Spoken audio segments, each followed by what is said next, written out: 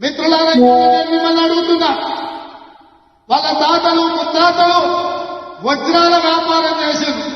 వజ్ర వైదూర్యాలతో వేలాది కోట్ల రూపాయలతో ప్రపంచంలోని ఆగర్భ శ్రీమంతులుగా ఉన్న మోతీలాల్ నెహ్రూ, పండిత్ జవహర్లాల్ నెహ్రూ గారు ఈ దేశ ప్రజల కోసం స్వేచ్ఛనివ్వాలి, ఈ దేశ ప్రజలు స్వతంత్రాన్ని అనుభవించాలి, ఈ దేశ ప్రజలు తెల్లదొరల బానిసత్వం నుంచి విముక్తి కలిగి ఈ దేశంలో రాజులై వెలగాలి అని వాళ్ళ ఆస్తులను పణంగా పెట్టిండ్రు. సంవత్సరాల కొద్ది జైల్లో మగ్గిండ్రు. ఆ కాంగ్రెస్ పార్టీకి నాయకత్వం వహించి భారతదేశానికి స్వతంత్రాన్ని ఇప్పించి ఈ దేశంలోనే త్యాగం అంటే వాళ్ళ కుటుంబం అని నిరూపించింది. వచ్చిన స్వతంత్ర దేశానికి మొట్టమొదటి ప్రధానమంత్రిగా ప్రపంచానికే ఒక సుపరిపాలన అందించి ప్రపంచ దేశాలతో పోటు పడే దేశంగా భారతదేశాన్ని పండిత్ జవహర్లాల్ నెహ్రూ గారు తీర్చిదిద్దింది. వారి వారసత్వంతో వచ్చిన శ్రీమతి ఇందిరాగాంధీ గారు ఈ దేశ సమగ్రత కోసం, సమైక్యత కోసం, ఈ దేశాన్ని కాపాడడానికి తన చివరి రక్త పొట్టు వరకు ఈ దేశం కోసం ధారపోసి తుపాకీ తూటాలకు బలై నేల కొట్టిండ్రు తప్ప దేశ సమగ్రతను కాపాడడంలో ఒక్క అడుగు కూడా వెనక్కి వేయలేదు. ఇందిరమ్మ వారసత్వాన్ని పులికి పుచ్చుకున్న రాజీవ్ గాంధీ గారు, విదేశాలలో పైలట్ గా ఉన్న రాజీవ్ గాంధీ గారు, ఇందిరాగాంధీ గారు చనిపోతే అదరలేదు, బెదరలేదు, భయపడలేదు. ఈ దేశానికి నాయకత్వం వహించడానికి వారు వచ్చి ప్రధానమంత్రిగా ఈ దేశాన్ని ముందుకు నడిపించిండు. ఈ దేశంలో యువకులకు కంప్యూటర్ ని పరిచయం చేసిండు. ఈ దేశంలో యువకులకు 21 సంవత్సరాలకు ఓటు ఉంటే 18 సంవత్సరాలకే ఓటు హక్కును ఇప్పించి ఇవాళ 18 ఏళ్ల పిల్లలు ఓటేస్తుండ్రు. ఈ దేశంలో ముఖ్యమంత్రులను, ప్రధానమంత్రులను ఎన్నుకుంటుండ్రు అంటే అది రాజీవ్ గాంధీ గారి గొప్పతనం, వారి త్యాగం ఉన్నది. మరి వారి బిడ్డ వారు ఈ దేశం కోసం ఏ త్యాగానికైనా సిద్ధమైంది. రాజీవ్ గాంధీ గారు మరణిస్తే, వీర మరణం పొందితే, తమిళనాడులో శ్రీపెరంబదూరులో నేల కొట్టితే శ్రీమతి సోనియా గాంధీ గారు భయపడలే.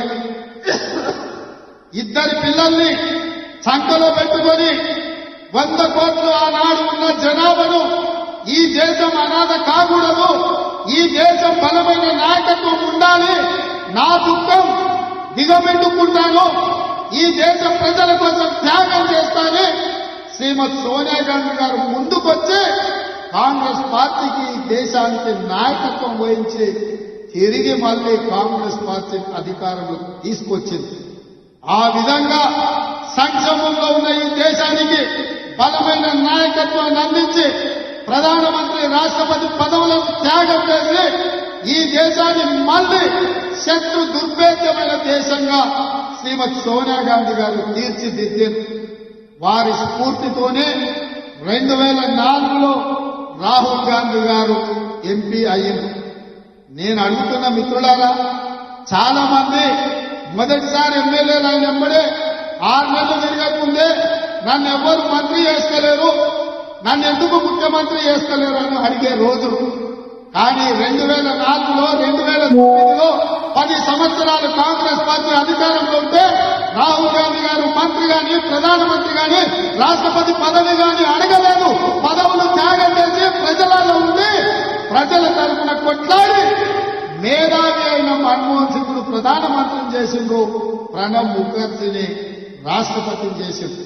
త్యాగం అంటే రాహుల్ గాంధీది, త్యాగం అంటే సోనియా గాంధీది, మరణం అంటే, వీర మరణం అంటే రాజీవ్ గాంధీది. ఈ దేశం కోసం ప్రాణాలు ఇవ్వడం అంటే, రక్తం దారవేయడం అంటే అది ఇందిరమ్మ త్యాగం.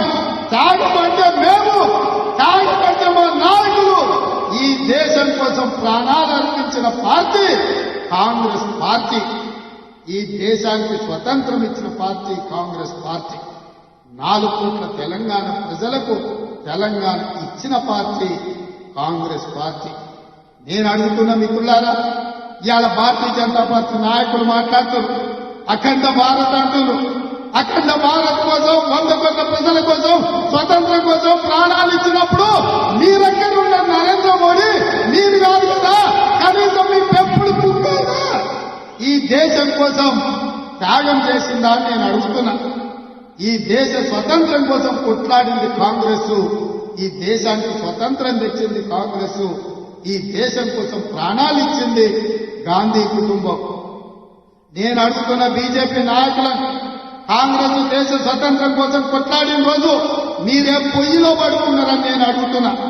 ఇవాళ ఈ దేశ సమగ్రతను కాపాడడం కోసం ముస్కర్ల తుపాకీ తూటాలకు బలైపోయి మానవ బాంబుల పేల్చులో వీరు మరణం పొందినప్పుడు మీరంతా ఎక్కడున్నారు?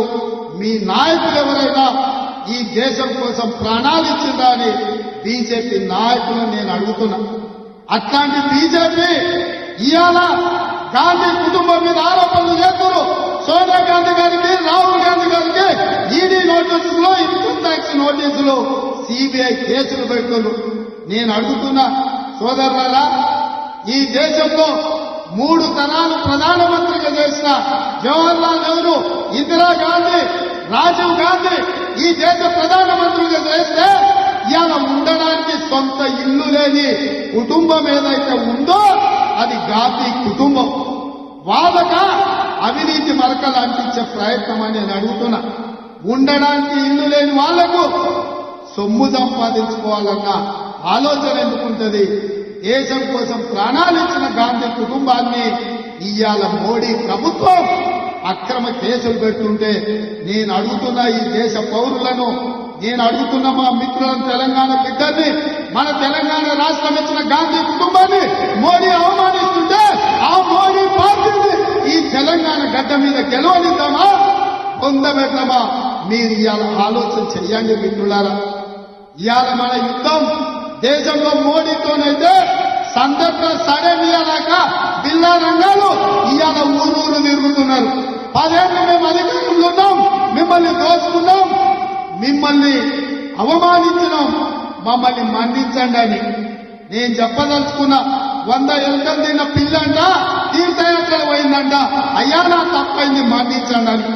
ఇవాళ బిల్లా రంగాలు చార్లే శోభరాజు ఇంట్లో వండుకుంటే ఉత్తగా వండుకోలే బీఆర్ఎస్.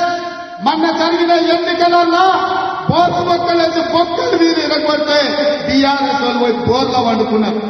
ఇవాళ ఓడిపోయి సిగ్గు లేకుండా మళ్లీ వీధుల్లోకి వచ్చి కాంగ్రెస్ పార్టీ ఇచ్చిన హామీలు అమలు చేయలేదని అంటూ నేను అడుగుతున్న, మనం వచ్చి సరిగ్గా 50 రోజులు కాలేదు. ఎన్నికలకు వెళ్ళినప్పుడు ఏం చెప్పినాం మిత్రమా?